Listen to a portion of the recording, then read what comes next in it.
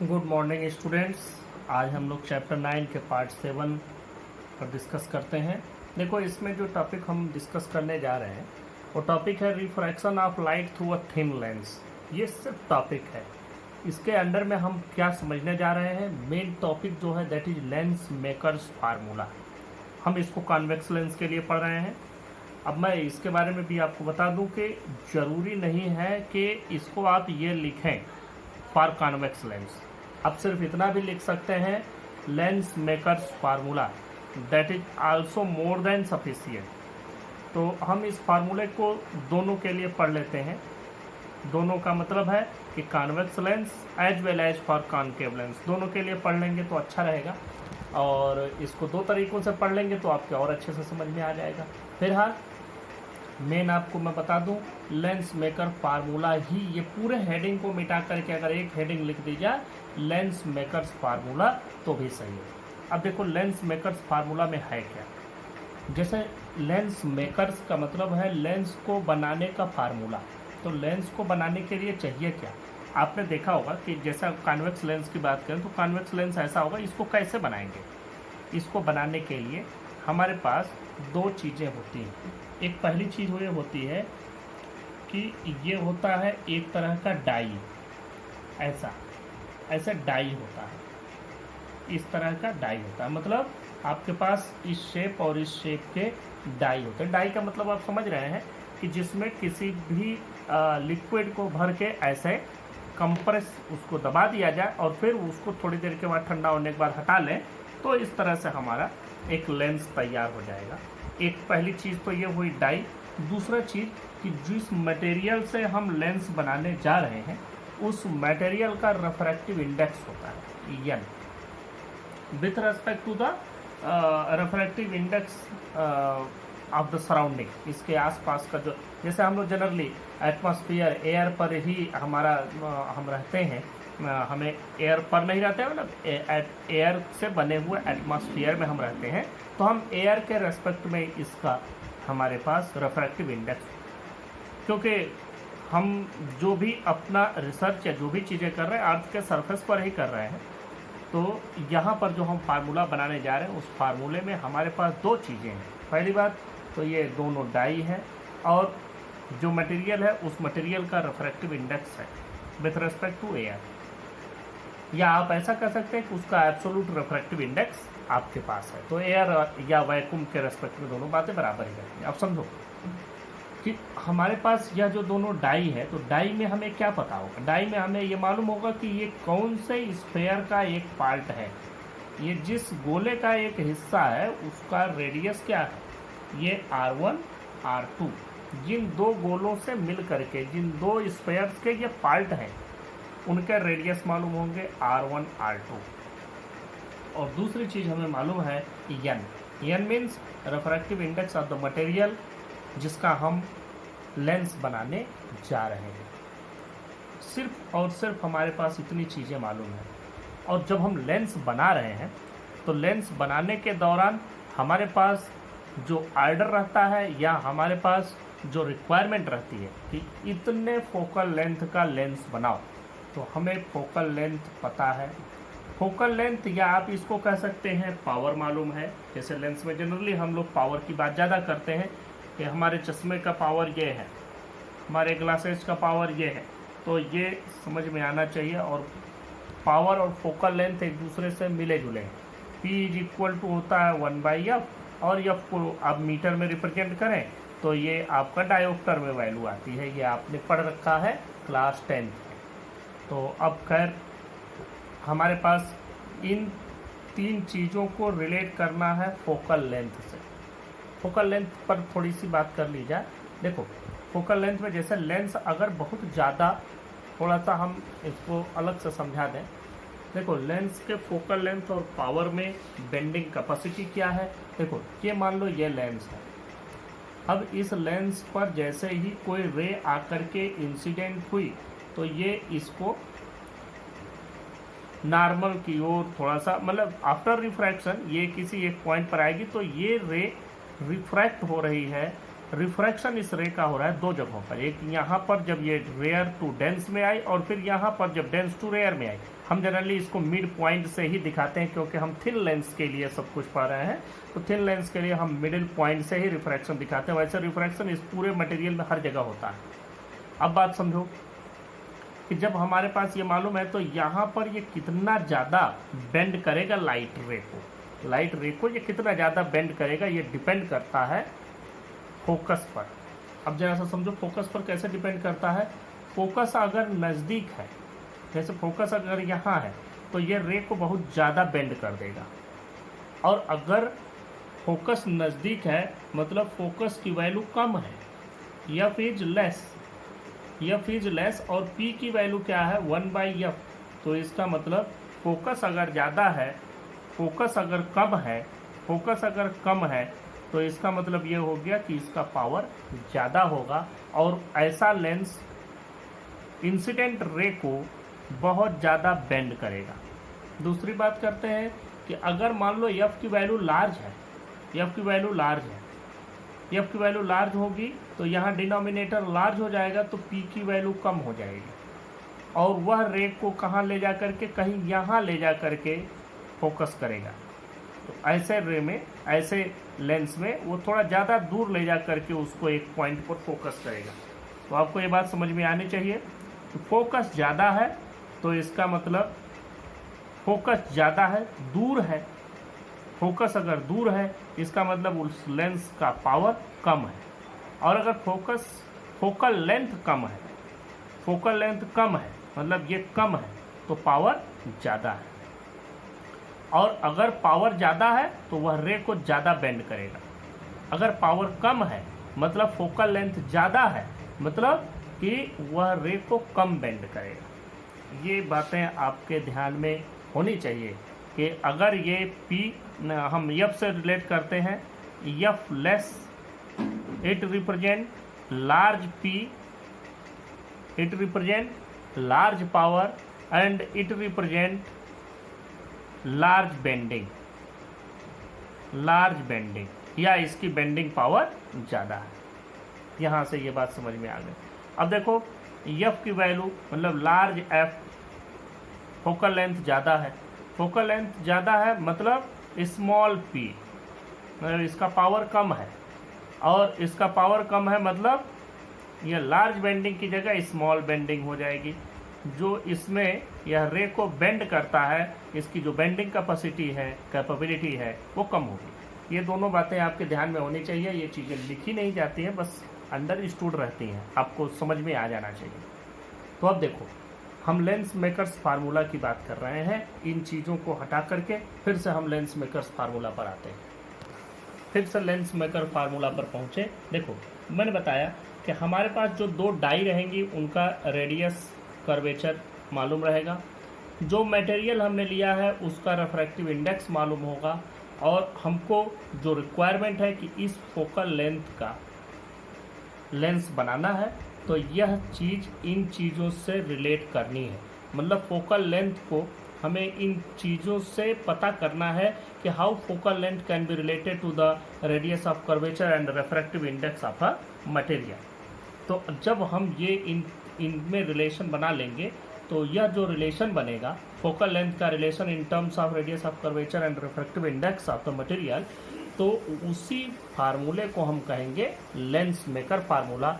वही लेंस को बनाने का फार्मूला होगा। अब इसके लिए अब हम यहाँ से शुरू करते हैं। देखो इसके लिए पहली बात तो हम शुरू करते हैं, पॉइंट साइज ऑब्जेक्ट लेते हैं। मान लो एक पॉइंट साइज ऑब्जेक्ट O हमने इस जगह पर रखा। इस ऑब्जेक्ट से दो तरह की रे लेते हैं। एक रे बिल्कुल सीधी लेते हैं, प्रिंसिपल एक्सिस के अलोंग लेते हैं, जो ऐसे ही बाहर की ओर सीधा चली गई। दूसरी रे लेते हैं जो कि हम इसके फर्स्ट सरफेस पर इसको ले जा करके इंसिडेंट कराते हैं। यहाँ फर्स्ट सरफेस पर ये कहीं इंसिडेंट होगी। जब यहाँ आ करके यह फर्स्ट सरफेस पर इंसिडेंट होगी तो ऑब्वियसली यह थोड़ा सा नॉर्मल की ओर, चूँकि रेयर से डेंस मीडियम में ये जा रही है तो ये टूवर्ड्स द नॉर्मल थोड़ा सा बेंड होगी।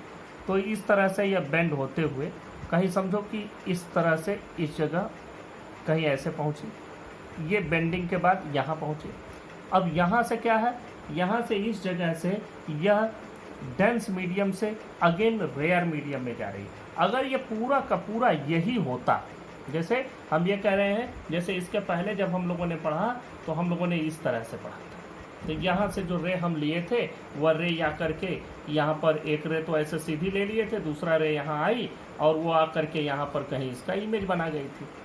लेकिन यहाँ पर क्या है कि यह पूरा मटेरियल यह कंटिन्यूअस नहीं है, बल्कि यहीं पर यह मटेरियल ख़त्म हो गया और यहाँ से फिर से रे उसी मीडियम में पहुँच रही है जिस मीडियम से ये चल के आई थी। मतलब यहाँ से जो इमरजेंट रे है वो फिर किसी दूसरे मीडियम में पहुँच जाता है। तो यहाँ पर क्या होगा, इस जगह पर होगा कि इसकी एक बार फिर से बेंडिंग होगी और अब ये किधर की ओर बेंड होगा, अब चूंकि डेंस रेयर में जा रहा है तो अवे द नॉर्मल ये बेंड होगा। तो हम बात करते हैं कि अगर मान लो कि ये सेकेंड मीडियम यहाँ न होता, फिर से वही वाला मीडियम यहाँ न होता और बिल्कुल अगर ऐसे होता कि यह पूरा का पूरा यही मटेरियल है, यह लेंस अगर आगे की ओर ऐसे होता तो यह कहीं ऐसे पहुँच जाता और जा करके कहीं एक जगह इस तरह से इमेज इसका फॉर्म करता, यहाँ कहीं जा करके ये इमेज बना देता, इस जगह पर कहीं जा करके यह इमेज बनाता। लेकिन एक्चुअली ये बन नहीं रहा है तो इसको हम आई डैश नाम देते हैं। अब देखो, अगर यह मटेरियल पूरा कंटिन्यूअस होता इस तरीके का, जैसे यहाँ पर था, जैसे हम लोगों ने इस तरह में पढ़ा था, अगर ऐसे ही रहता तो ये जा करके इस जगह पर यहाँ पर इसका एक वर्चुअल इमेज फॉर्म करता। लेकिन ऐसा नहीं है, यहाँ पर मटेरियल का फिर से यही मीडियम आ जाता है, मटेरियल यहाँ ख़त्म हो गया तो एक बार दोबारा यहाँ पर इसमें रिफ्रैक्शन होगा और यह refraction from denser medium to rarer medium होगा। इस तरह से यह एक बार और थोड़ा सा बेंड होकर के और इमेज हमको जा करके किसी दूसरे पॉइंट पर मिलती है, यहाँ पर इमेज। अब इस फिगर को हमने कायदे से बना दिया, आप ध्यान दें, ये लेंस हो गया सरफेस 1, सरफेस 2। सरफेस 1 का मतलब ये इधर वाला कर्व, सरफेस 2 का मतलब ये इधर वाला कर्व, ये ए P1 और ये वाला हो गया, इधर से ये B P2 करके हो गया ये वाला कर्व। तो अब ध्यान दो कि यह इसका centre of curvature, second centre of curvature मतलब इसके स्फेयर का सेंटर और इसके स्फेयर का सेंटर, फर्स्ट सरफेस के स्फेयर का सेंटर C1 इधर बनेगा। यह ऑब्जेक्ट है, यहाँ से रे इंसिडेंट हुई, एक इधर की ओर गई जो यहाँ पर इंसिडेंट होती है, दूसरी रे बिल्कुल सीधी यहाँ से इस पर बिल्कुल 90 डिग्री पर इंसिडेंट होती है। तो इसके लिए इंसिडेंट एंगल 90 है, तो ये जो एंगल ऑफ रिफ्रैक्शन है वो भी 90 डिग्री, ये बिल्कुल सीधा ऐसे ही चली जाती है जो इस पर जस्ट नॉर्मल इंसिडेंट होती है। तो एक रे बिल्कुल नॉर्मल चली गई, एक रे यहाँ से गई, यह रे इस फर्स्ट सरफेस पर इंसिडेंट हुई, फर्स्ट सरफेस मतलब रेयरर से डेंसर मीडियम में गई। अब रेयरर से डेंसर में जाने पर ये टूवर्ड्स द नॉर्मल बेंड हुई, बेंड होने के बाद ये इस सरफेस पर यहाँ पहुँची। अब अगर यही मटेरियल लेंस का बिल्कुल कंटिन्यूअस होता, मतलब ये यही ख़त्म ना होता बल्कि ये चीज़ आगे की ओर होती, ये पूरा का पूरा ग्लास का ही बना होता, मतलब जिस मटेरियल का लेंस बना उसी मटेरियल का ये पूरा सरफेस यहाँ तक पूरा होता, तब यह रे जो ये रिफ्रैक्टेड रे AB है ये ऐसे जा करके आफ्टर रिफ्रैक्शन कहीं इस पॉइंट पर जा करके मिलती। तो एक रे इधर से आई सीधी वाली, एक ये वाली, तो इस जगह पर एक इसका इमेज बन जाता रियल इमेज। लेकिन ऐसा है नहीं, ऐसा है नहीं, लेंस का मटेरियल यहीं ख़त्म है, इसकी बाउंड्री यहीं ओवर हो जा रही है, मतलब कि यह एक बार फिर से अब डेंसर से रेयरर में रिफ्रैक्ट हो रहा है, मतलब देयर इज अगेन रिफ्रैक्टेड। तो अब इस दूसरी बार के रिफ्रैक्शन में क्या होगा, चूंकि डेंसर से रेयरर में है मतलब यह अवे द नॉर्मल बेंड होगा। तो ये जब दूसरी बार बेंड होता है तो इस पॉइंट पर इधर की ओर आ जाता है, तो ये रे इधर से आई, ये रे इधर से आई, तो यहाँ पर इसका एक रियल इमेज बना। लेकिन इस इमेज के लिए ऑब्जेक्ट ये नहीं रहा, इस इमेज के लिए ऑब्जेक्ट रहा ये, क्योंकि अगर इसको हम ऑब्जेक्ट माने तो इसका तो इमेज यहाँ बनता और ये वाला जो इमेज बनता, this image works as virtual object for this surface. इस सरफेस के लिए यही वर्चुअल ऑब्जेक्ट का काम करता है और यहाँ से रे निकलती है तो इस जगह पर आकर के इसका एक रियल इमेज, इस ऑब्जेक्ट का रियल इमेज हमको यहाँ मिलता है। तो अब देखो ऑब्जेक्ट की डिस्टेंस यहाँ से u इस इमेज की डिस्टेंस v डैश, और जो फाइनल इमेज बनी v, ये radius of curvature, first radius of curvature r1, इधर की ओर r2, और लेंस के मटेरियल का रिफ्रैक्टिव इंडेक्स तो हमने बताया ही n1 n2। इसी चीज को यही लेकर के हम लोग आगे बढ़ेंगे, लेकिन 2 बार जो रिफ्रैक्शन हुआ उस रिफ्रैक्शन को थोड़ा डिटेल में समझाने के लिए हमने यहाँ पर एक बार और आपके लिए इसको और डिटेल में बना दिया है। ये सिर्फ और सिर्फ समझने के लिए, इसको अभी इरेज कर देंगे। देखो इसको भी समझ लो। यहाँ पर क्या है, ऑब्जेक्ट यहाँ से है, तो ऑब्जेक्ट यहाँ से जा करके इससे जो रे निकली, 2 रे यहाँ भी निकलेगी, एक ऐसे बिल्कुल सीधी चली जाएगी, यहाँ जा करके इस इधर बिल्कुल सीधी निकल लेगी, दूसरी रे जो जा रही है वो ऐसे जा रही है। तो इस जगह पर इंसिडेंट हुई, यहाँ इंसिडेंट होते ही यह रे, वैसे अगर कोई लेंस या कुछ और न होता तो ये रे तो बिल्कुल सीधी चली जाती, लेकिन लेंस है तो ये रेयर से डेंसर में जा रहा है, तो टूवर्ड्स द नॉर्मल बेंड होगा। तो इस पर हमको नॉर्मल ड्रा करना था। नॉर्मल ड्रा करने के लिए इसी पॉइंट ऑफ इंसिडेंस को हम सेंटर ऑफ कर्वेचर C1 से मिला देते हैं। तो ये अगर हम इसको पॉइंट ए ले लें तो समझो कि C1A is the normal at point A. तो अब यह नॉर्मल की ओर टूवर्ड्स द नॉर्मल बेंड होगा, मतलब इधर की ओर थोड़ा सा बेंड हो जाता है और पॉइंट बी पर पहुंचता है। यह हो गया refraction from the first surface. अब ये समझो ये नॉर्मल C1 से कैसे बना। तो आपको एक बात मालूम होगा, क्लास 10th के मैथमेटिक्स में आपने पढ़ा होगा कि अगर हम कोई स्फेयर लिए हुए हैं, स्फेयर कोई सर्किल लिए हुए हैं, तो इसके सेंटर से खींची गई जो लाइन होती है, सेंटर से कोई भी जो रेडियस होती है, वो इस पर जो टेंजेंट होता है उस पर नॉर्मल होता है। इस पर 90 डिग्री पर ये यहाँ पर एंगल फॉर्म करता है। तो यही चीज़ है कि ये गोला तो ऐसे बनेगा ही, तो इसको इस पर अगर हमको नॉर्मल ड्रा करना है तो हम सेंटर से मिला दें। तो यही हमने सेंटर से इसको मिला दिया, ये चीज़ है। अच्छा, अब अगली चीज़ देख लो। जब ये इस पॉइंट पर पहुंचा तो अब ये डेंस से रेयर में निकलेगा, तो ये चला जाता बिल्कुल सीधा, लेकिन चूंकि डेंस से रेयर में आ गया, अगर यही डेंस मटेरियल ही कंटिन्यूअस होता आगे की ओर तो ये इस पॉइंट पर जाता और यहाँ एक इमेज बनती इसकी, लेकिन अब डेंस से रेयर में जाएगा। तो अब क्या होगा, यह डेंस से रेयर में जाने पर अवे द नॉर्मल बेंड होगा। तो अब इस पॉइंट पर नॉर्मल हमको कैसे मिलेगा। अब देखो इसका स्फेयर जो इसका गोला बनेगा वो इधर की ओर बनेगा, तो इसके स्फेयर का सेंटर कहीं यहाँ होगा, इसके सेंटर से हम इसको मिला देंगे। तो अब यहाँ से ये जो रे होगी, अब ये बिल्कुल ऐसे न जा करके टूवर्ड्स द नॉर्मल, मतलब इस नॉर्मल की ओर थोड़ा सा बेंड होगी, तो यहाँ पर पहुंचेगी after refraction from the second surface, and this will be a real image and the final image formed by the 2 refraction from the lens. तो 2 रिफ्रैक्शन मतलब फ्रॉम सरफेस 1 फ्रॉम सरफेस 2। तो ये पूरा रे डायग्राम हो गया। अब हम लोग इसको लिख करके और इसके फार्मूले को डिराइव करते हैं। देखो अब इस चीज को हमने लिख भी दिया। अब आप ये चाहें तो अपने नोट्स जो आप बना रहे हैं उसमें लिख भी सकते हैं। देखो, consider a point object O lying on the principal axis of the lens. ये हो गया point object. O A is incident ray, A B is refracted ray. If the lens material were continuous and there were no second surface, then AB would go straight and image is formed at I dash। ये देखो, अगर ये जो ऐसे curved surface है यहाँ पर, ये ऐसे यहाँ कर्व्ड न हो करके इसी जगह पर ये खत्म न हो करके आगे बढ़ जाता पूरा का पूरा, यहाँ तक सिर्फ लेंस ही लेंस का मटेरियल रहता, पूरा लेंस होता यहाँ तक, तो यह रे सीधा आती यहाँ इमेज बना देती, और ये वाली जो आई जो बन रहा है इस जैसी कोई चीज होती ही नहीं, ये होता ही नहीं, बस डायरेक्ट हमको ये मिल जाता। लेकिन ऐसा है नहीं, तो ये यहाँ पर ये इमेज इस जगह पर बनती है। फिलहाल आप ये समझें कि अगर ये कर्व्ड सरफेस ऐसे यहाँ तक जाता, पूरा मटेरियल यहाँ तक होता, तो इसका इमेज बनता आई डैश पर, और ये तब होता जबकि ये फर्स्ट सरफेस से रिफ्रैक्शन के बाद ये चीज हो रही है।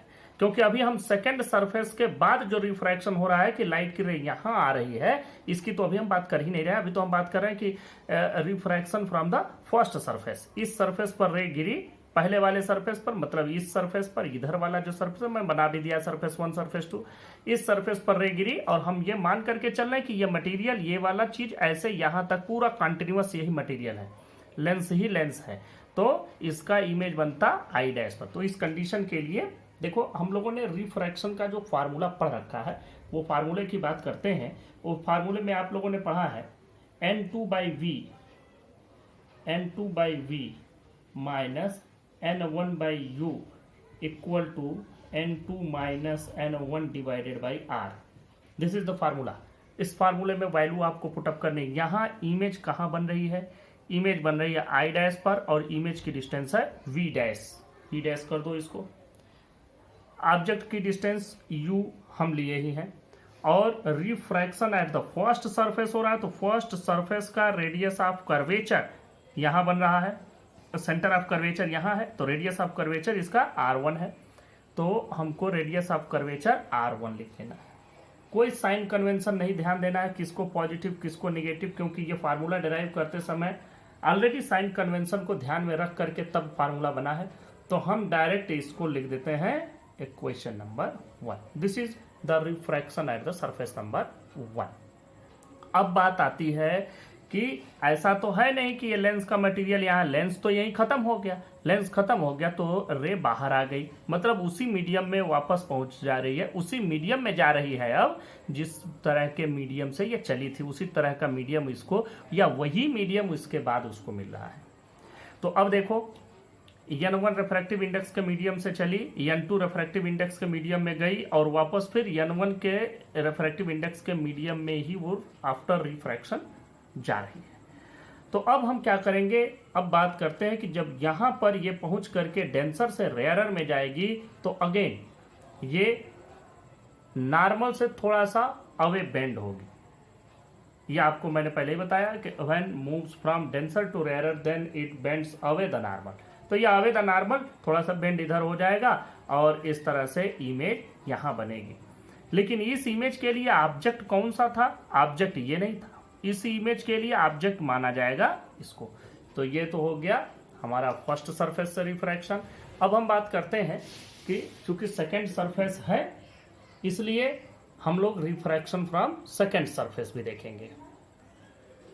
अब अगली बात देखो, since the lens material is not continuous therefore refracted ray A B suffers further refraction at B and emerges along B I, thus I is final real image. तो फॉर रिफ्रैक्शन फ्रॉम सरफेस 2, अब surface 2 आपको एक बार मैं फिर से figure दिखा दूं, this is surface 2, surface 2 से रिफ्रैक्शन हो रहा है। इस रिफ्रैक्शन के लिए अब बात करें, यहां पर देखो सिर्फ और सिर्फ हमको यही फार्मूला फिर से लिखना है। यहां पर एक बात का ध्यान रखना, रे किसमें से निकली किसमें गई। यहां पर रे N1 वाले मीडियम से N2 वाले मीडियम में गई तो ये फार्मूला आया। लेकिन यहां पर रे देखो N1 वाले मीडियम से N2 वाले में गई थी इस जगह, तो ये फार्मूला है। लेकिन अब रे N2 वाले रिफ्रैक्टिव इंडेक्स के मटेरियल से निकल करके, इस मीडियम से निकल के N1 रिफ्रैक्टिव इंडेक्स के मीडियम में जा रही है, तो फिर चीज़ें चेंज हो जाएंगी। तो चीज़ें चेंज हो जाएंगी तो क्या हो जाएगा, N2 की जगह N1 हो जाएगा। तो अब हम लोग उसको भी लिख लेते हैं। तो अब यहाँ पर हो जाएगा N1/V minus N2/U equal to N2 minus N1 की जगह N1 माइनस N2/R। अब वैल्यूज हम रख लेते हैं, कहाँ पर कौन सी वैल्यू हमको रखनी है जरा ध्यान से समझो। बस यही इतना ही तो आपको समझना है, बाकी तो पूरा सब कुछ आपका डिराइव हो ही चुका है। यहाँ पर आपको यह समझना है कि एक्चुअल डिस्टेंस ऑफ इमेज क्या है। इमेज की डिस्टेंस, अब यहाँ पर इमेज बन रहा है I पर, तो ये तो हो गया V, this is image distance. Object की डिस्टेंस यहाँ पर V डैश है, क्योंकि यहाँ पर रे ये नहीं मानेंगे कि रे इधर से आ रही, यहाँ पर तो रे यही मान लिया जाएगा, इसी को ये ऑब्जेक्ट मान करके उसी का इमेज इसने बना दिया। अदरवाइज तो यही इमेज हो जाती अगर ये मटेरियल पूरा होता तो। लेकिन मटेरियल चूंकि यही खत्म हो जा रहा है, दूसरे मीडियम में चला जा रहा है, तो इसको ऑब्जेक्ट मानेगा और इमेज यहाँ बनाएगा। तो अब देखो यहाँ पर ऑब्जेक्ट की डिस्टेंस हो गई V डैश, तो यहाँ पर U की जगह हमारे पास आ गया V डैश। और ये सेकेंड सरफेस है, तो सेकेंड सरफेस का सेंटर ऑफ कर्वेचर C2 यहाँ पर है, तो इसके लिए जो रेडियस ऑफ कर्वेचर होगा R2 इधर हो जाएगा, ये R2 हो गया। अब इसको अभी सेकेंड इक्वेशन नहीं बना रहे हैं, थोड़ा सा और मॉडिफाई कर लें। इसी को थोड़ा सा मॉडिफाई कर ले। देखो बाकी चीज़ें ऐसे ही रहने दो, n1/v minus n2/v dash equal to n1 minus n2। यहाँ n2 माइनस n1 है, इसी के फॉर्म में बनाने के लिए यहाँ हम माइनस अगर कॉमन ले लेते हैं तो यहाँ पर ये वैल्यू बन जाएगी n2 minus n1 divided by r2। और अच्छा तब लगेगा जब इस माइनस को आप यहाँ नीचे लिख दें, यहाँ से हटा के, या ऐसे ही रहने दो, मैथमेटिकली थोड़ा अच्छा लगेगा। This is equation number 2।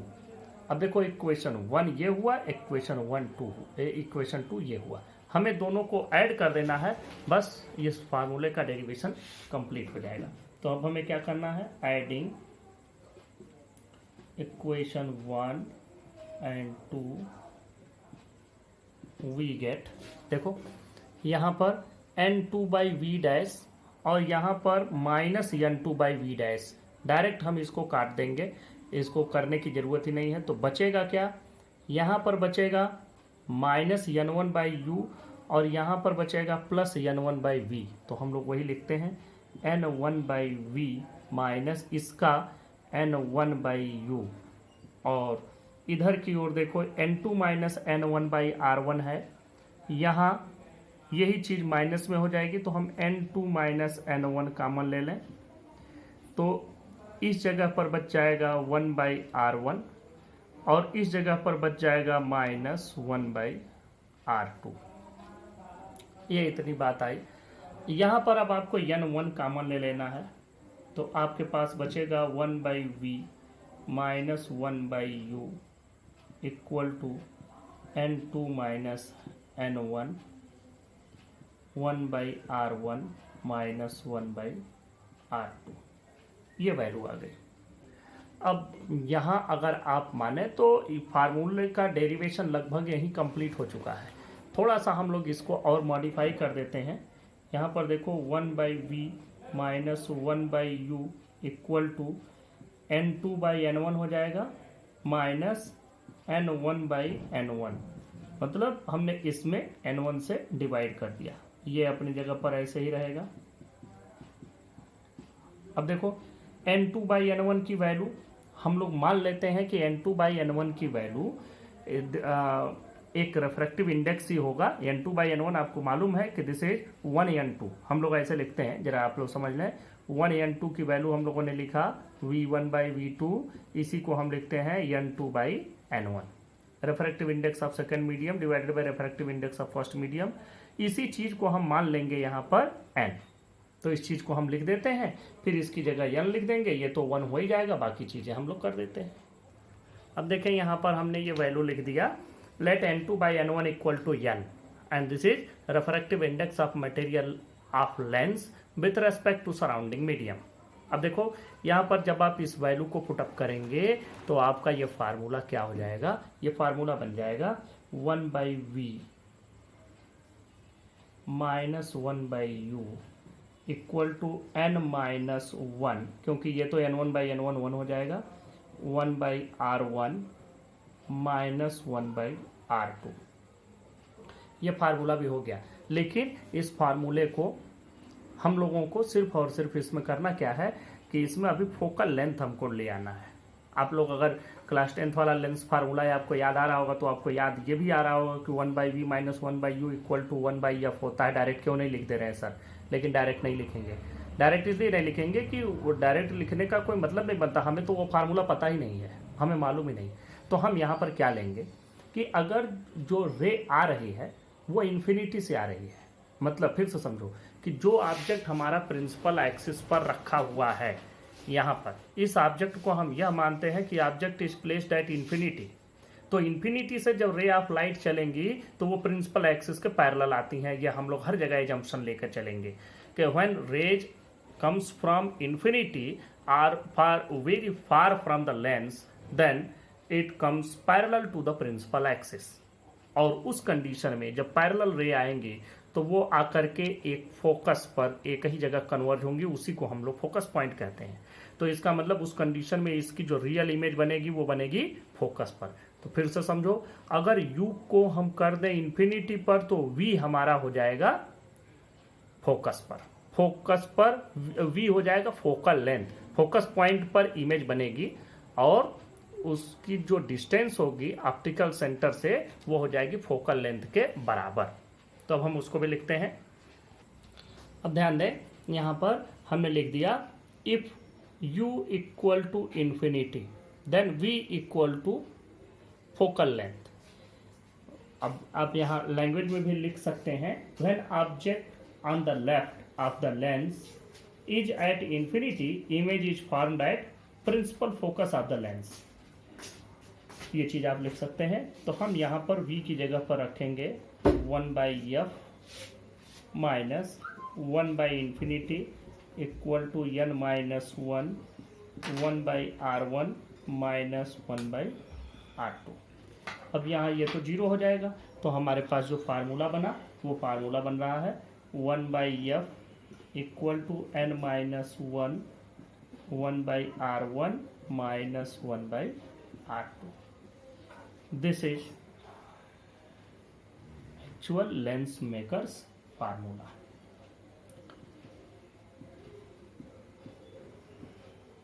This is lens makers formula. यह हम लोगों ने कॉन्वेक्स लेंस के लिए डिराइव किया। और आप अगर डायरेक्ट डेरिवेशन कहीं पूछा जाता है और डायरेक्ट आप इसको लिख देते हैं तो कोई फॉल्ट नहीं है, बिल्कुल सही है। कभी कभी या कभी मतलब मैंने तो नहीं देखा है, अगर कभी कहीं पूछा गया आपसे कि derive lens makers formula for concave lens, तो उस केस में आपको फिर उसको कॉनकेव लेंस के लिए डिराइव करना होगा। फिलहाल हम लोग उसको भी डिस्कस कर लेंगे। अभी उसको मैं लिखवाऊंगा नहीं, मैं सिर्फ सिंपल समझा दूंगा और आपके समझ में आ जाएगा। जो चीज़ें हैं जैसी हैं वैसे ही वहाँ भी रहेंगी। तो अब उसको भी समझ लेते हैं।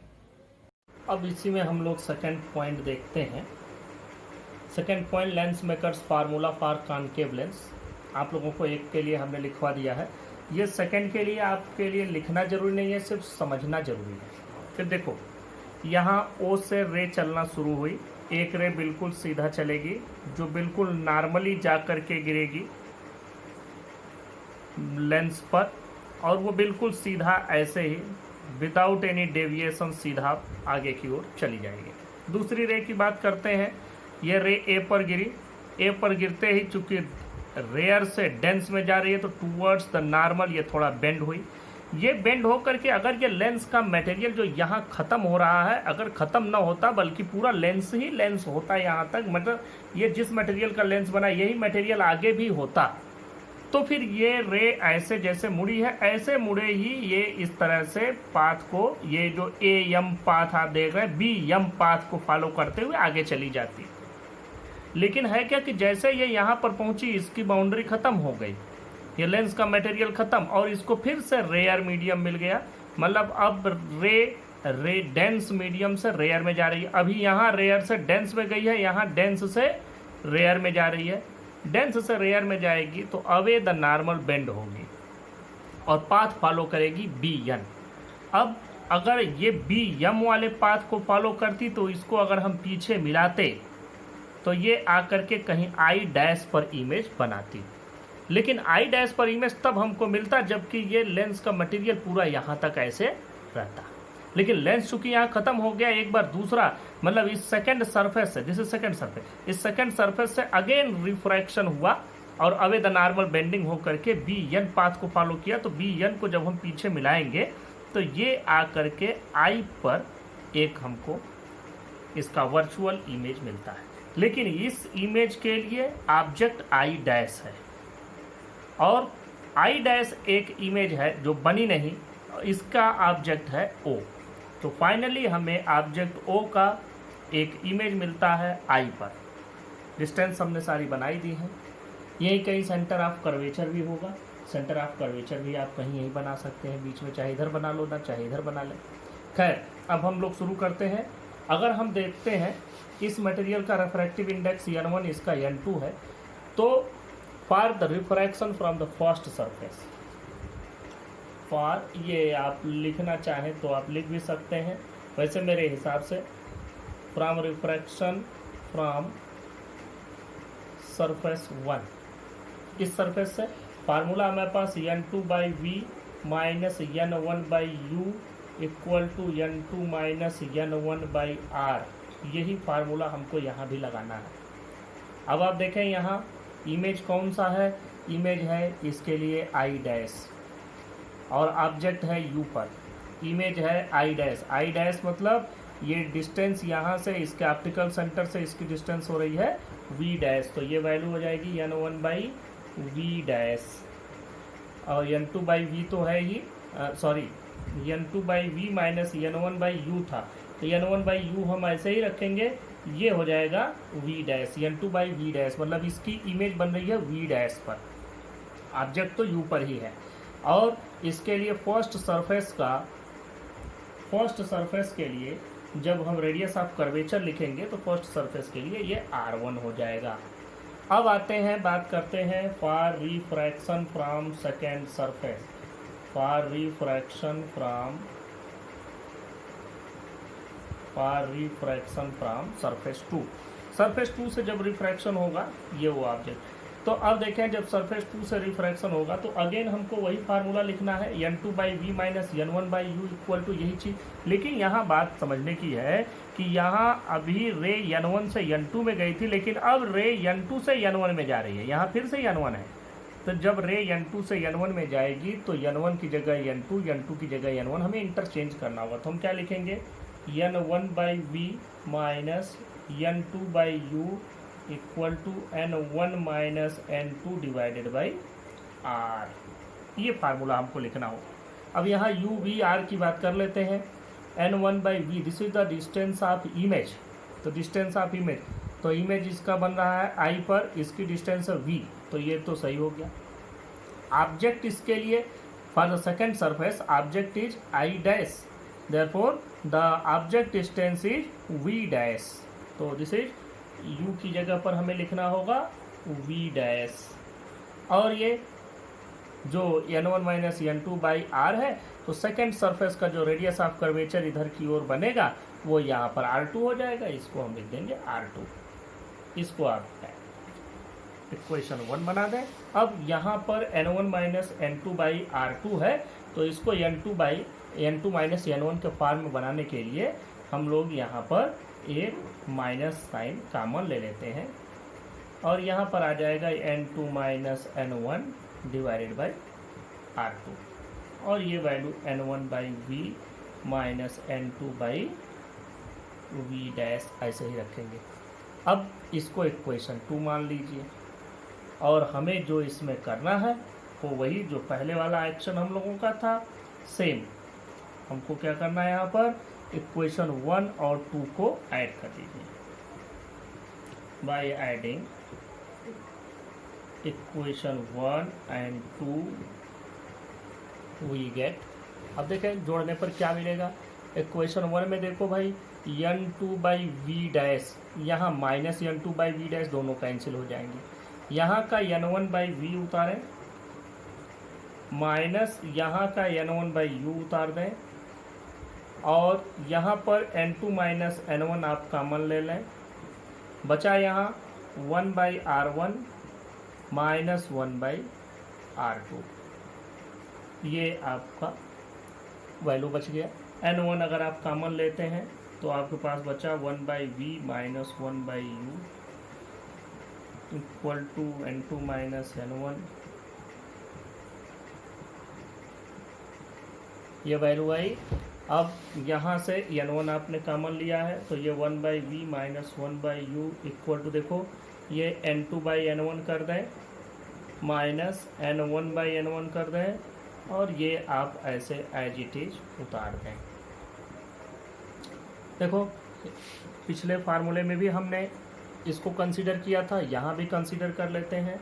Let n2 by n1 equal to n, and this is refractive index of lens material with respect to its surrounding, लिख नहीं रहे, और साथ में ये भी मान लीजिएगा if let इतना and if u equal to infinite, मतलब if the object is placed at infinity then all the rays passing from the are coming from the object will be parallel to the principal axis of the lens, and all these rays will diverge and appear to originate from a point that is called focus and its image will be formed at that focus.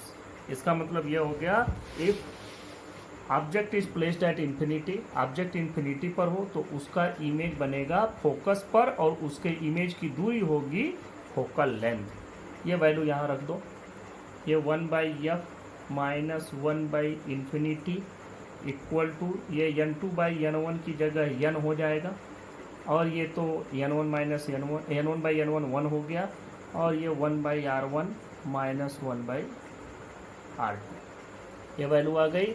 अब अगला काम आपको करना है 1/f equal to n minus 1 1/r1 minus 1/r2.